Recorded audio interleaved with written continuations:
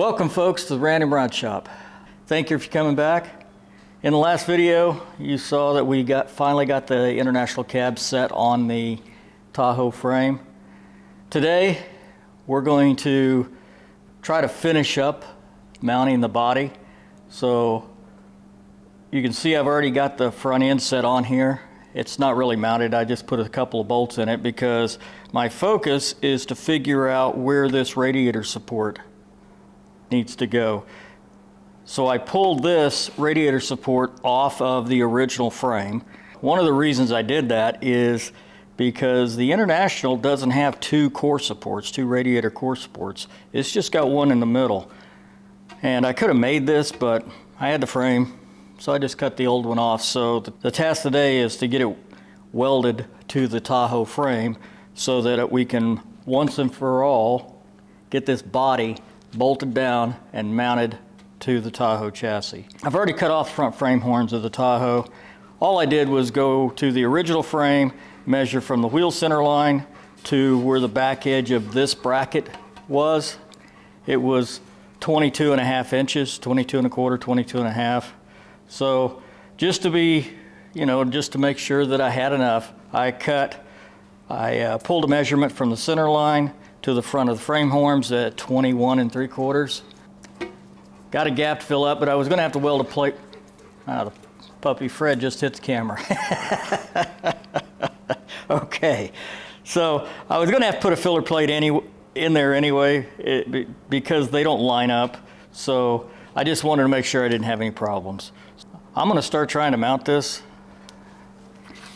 and for the most part I'm going to try to position the camera, but there's probably going to be a lot of my back facing the camera until I can get it set up in there so I can show you what I got. So here we go.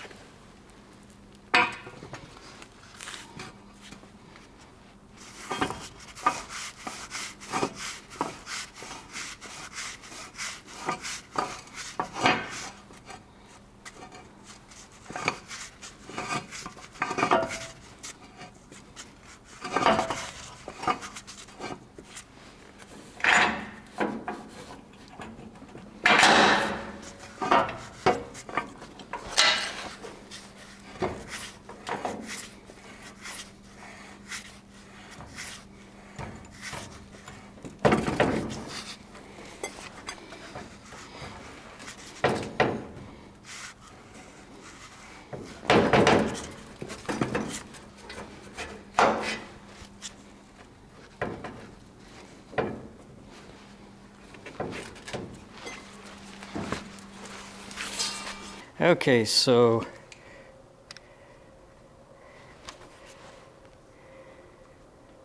we're going to try a little bit of shaky cam here. You can see that what I've got some jack stands that's actually holding up the front end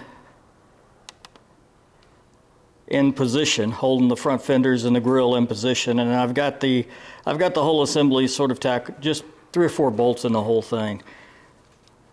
The radiator support that I just put in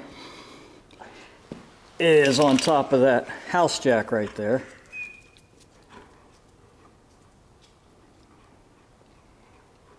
And let me pull it around and let me put the camera up on top and let's see if we can actually see inside there.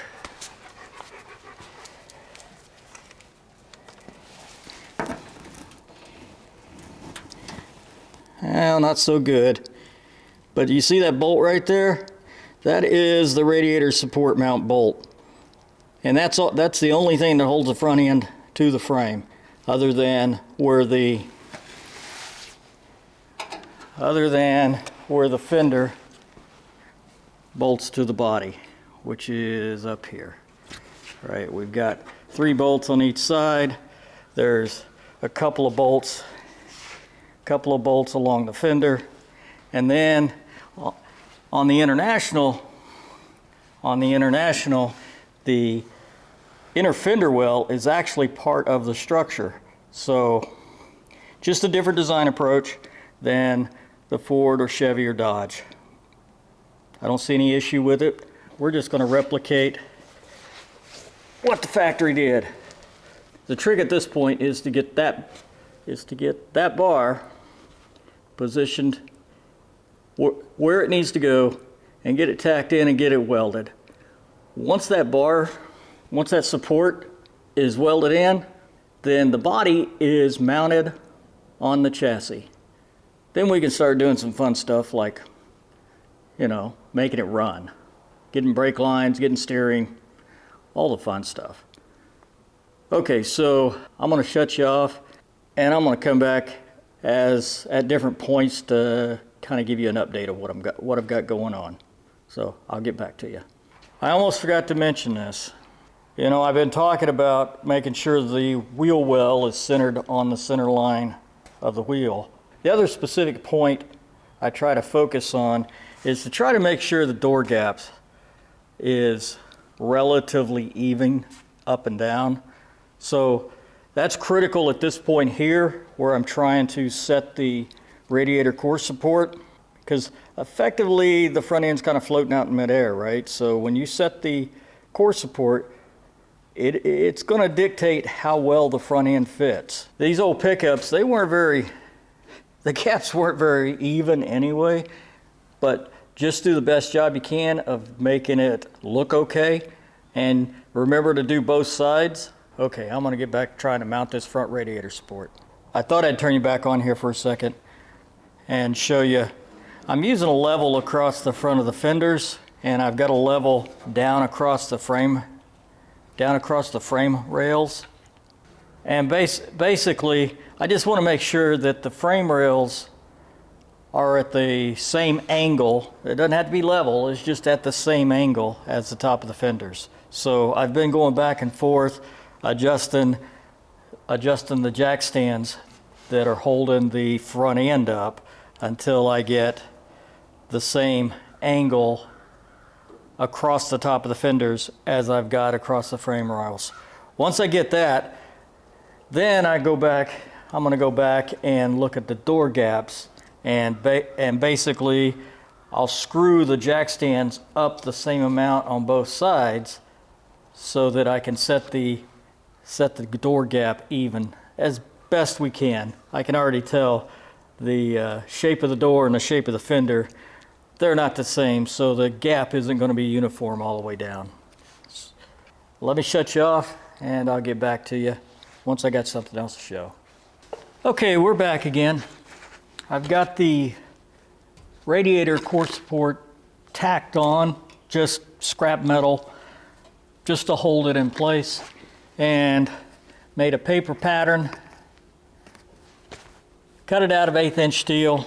And the idea is, or what I'm thinking is, I'm going to extend the frame rails, and I'll get you down here closer so we can see what's going on. So my plan was to take the piece that we cut out and follow the frame rail on the Tahoe, and you can see here, my thought was follow the same angle as Tahoe frame and just box in the international radiator support. It's interesting.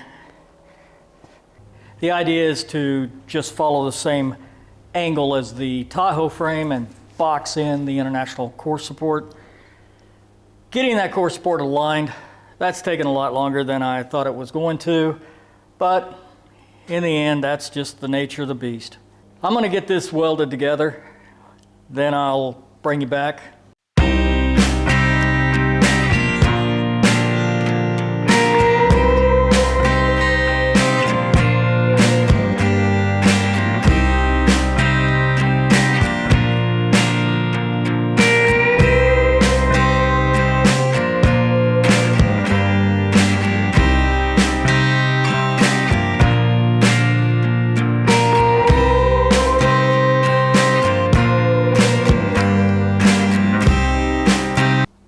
folks, it's been a long day. Got it welded in. You can't see that down on the side, but got it welded in. It's solid. I'm going to squirt some paint on it, and then I'm going to put the front end back on. I'll set you up over here.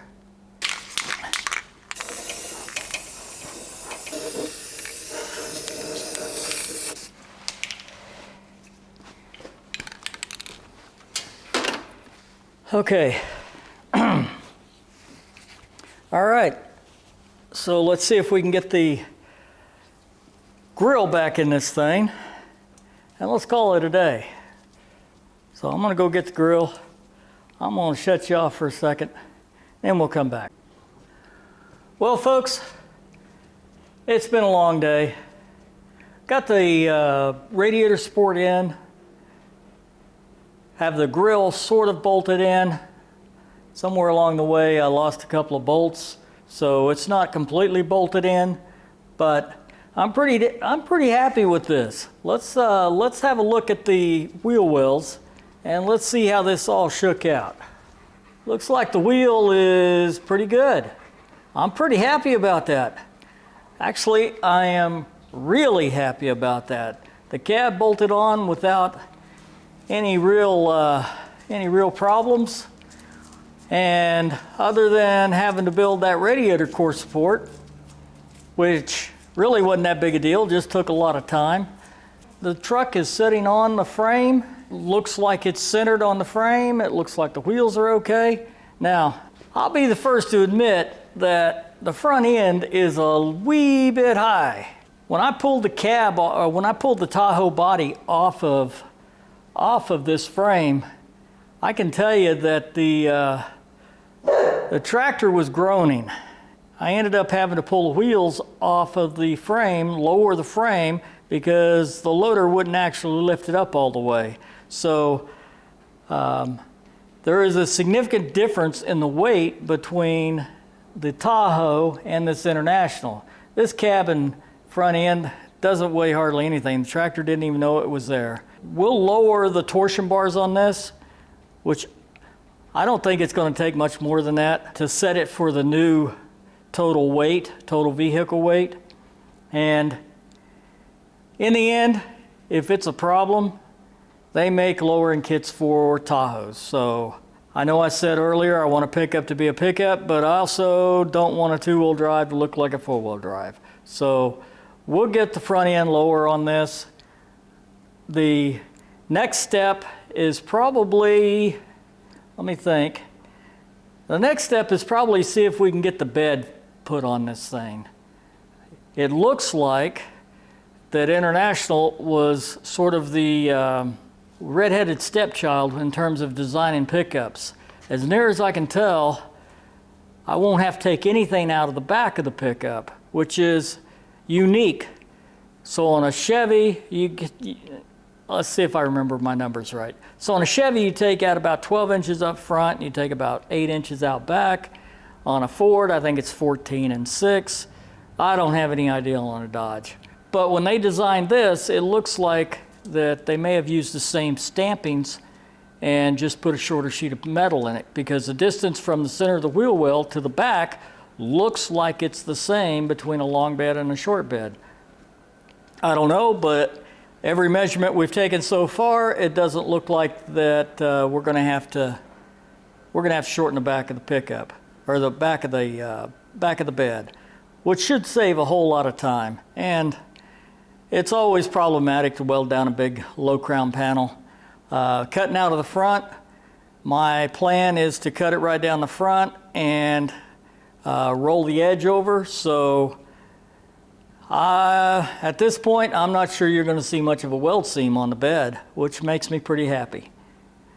Okay, I appreciate you watching. Like, subscribe, and come back next time. We'll see what we got going on then. Thanks a lot.